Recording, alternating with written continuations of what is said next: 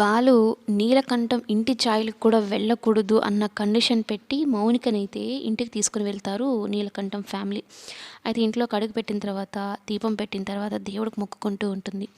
మా అమ్మ నన్ను ఈ ఇంట్లో నేను చాలా సంతోషంగా ఉంటాను అని నమ్మి పంపించారు.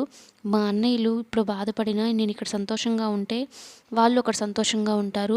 వాళ్ళందరూ సంతోషంగా ఉండేలా చూడు దేవుడా అన్నట్టు మొక్కుకుంటూ ఉంటుంది. ఇక సంజు ఏంటి, నా పగ తీర్చేలాగా చూసావు దేవుడా అన్నట్టు సంజు మొక్కుకుంటూ ఉంటాడు.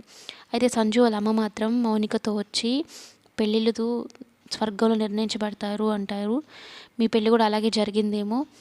కాపురం అన్నాక అన్ని ఒడిదుడుకులు ఉంటాయి. కొంచెం జాగ్రత్తగా ఉండి వాటిని మనం చక్కదిద్దుకుంటే మన కాపురం పచ్చగా ఉంటుంది అని ఆ మెంట్లోడ్ గురించి చెప్పకనే చెప్తుందనమాట. మౌనిక నేను అన్నిటికీ సర్దుకుపోతాను అత్తయ్య అన్నట్టు చెప్తుంది అసలు విషయం తెలియక. బాలు ఇక మౌనిక మీద బాధతో ఫుల్గా తాగేసి ఇంటికి రాకుండా ఒక గుడిలో ఉంటాడు. మీనా మొత్తం వెతికి మొత్తానికి ఆ గుడికి అయితే వెళ్తుంది. ఏంటండి ఇక్కడున్నారు రండి అంటే ఇక మౌనిక గురించి చెప్పి బాధపడుతూ ఉంటాడు. ఇక కొంచెం మంచి మాటలు చెప్పి సర్ది చెప్పి ఇంటికైతే తీసుకొని వెళ్ళాలనుకుంటుంది.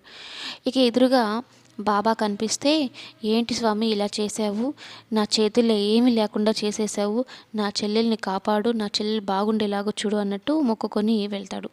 ఇక మౌనిక కూడా అసలు నిజస్వరూపం తెలిసే సమయం అయితే దగ్గర పడిందనమాట.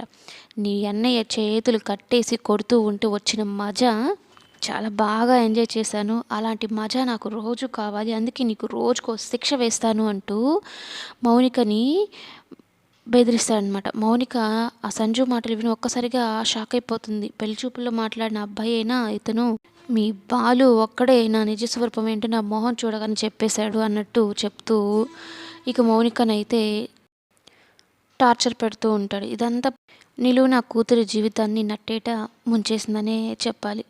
మీనాని ఎలా టార్చర్ పెడుతుందో అంతకన్నా 10 రెట్లు ఎక్కువ టార్చర్ ఈ సంజు అయితే చూపిస్తాడు, అత్త పోరు లేకున్నా కూడా.